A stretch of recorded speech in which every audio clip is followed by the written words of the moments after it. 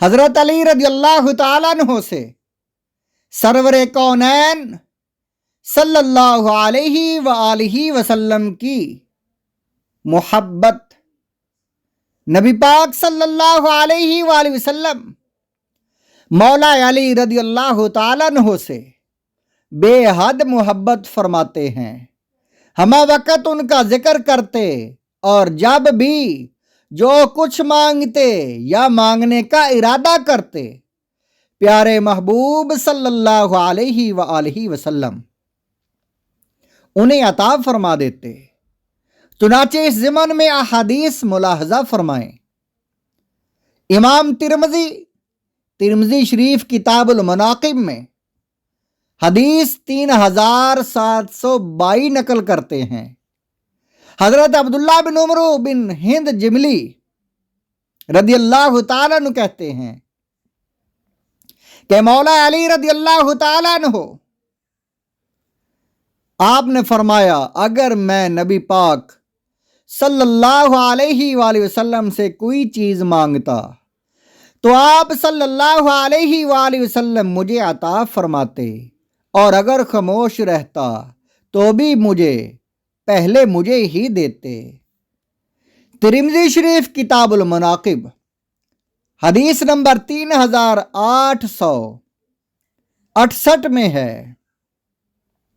حضرت بریدہ رضی اللہ تعالیٰ عنہ سے روایت ہے کہ رسول پاک صلی اللہ علیہ وآلہ وسلم کو عورتوں میں سب سے زیادہ محبوب سیدہ فاطمہ رضی اللہ تعالی عنہا تھی، اور مردوں میں سب سے زیادہ محبوب حضرت علی رضی اللہ تعالی عنہ تھے۔ مسند امام احمد بن حنبل علیہ رحمہ میں حدیث پاک 11835 ہے۔ حضرت ابو سعید خدری رضی اللہ تعالیٰ عنہ بیان کرتے ہیں کہ لوگوں نے حضرت علی رضی اللہ تعالیٰ عنہ کے بارے میں کوئی شکایت کی تو سرور کونین صلی اللہ علیہ وآلہ وسلم ہمارے درمیان کھڑے ہوئے اور خطبہ ارشاد فرمایا۔ پس میں نے آپ صلی اللہ علیہ وآلہ وسلم کو یہ فرماتے ہوئے سنا، اے لوگو، علی کی شکایت نہ کرو، اللہ کی قسم وہ اپنی ذات میں یا اللہ کے راستے میں بہت سخت ہے۔ مولا علی رضی اللہ تعالیٰ عنہ کی ملائکہ کے ذریعے مدد۔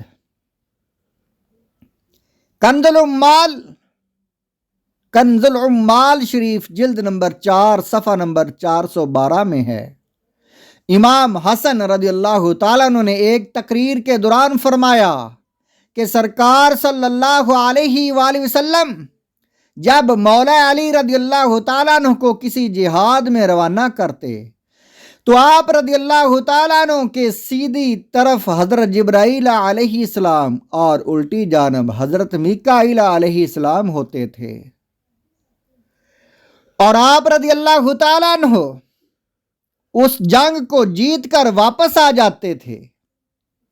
یعنی جہاد میں مولا علی رضی اللہ تعالیٰ عنہ کے ساتھ حضرت جبرائیل و میکائیل علیہم السلام رہا کرتے تھے، اور اللہ تعالیٰ کی امداد سے مولا علی رضی اللہ تعالیٰ عنہ اس جنگ کو جیت لیتے تھے۔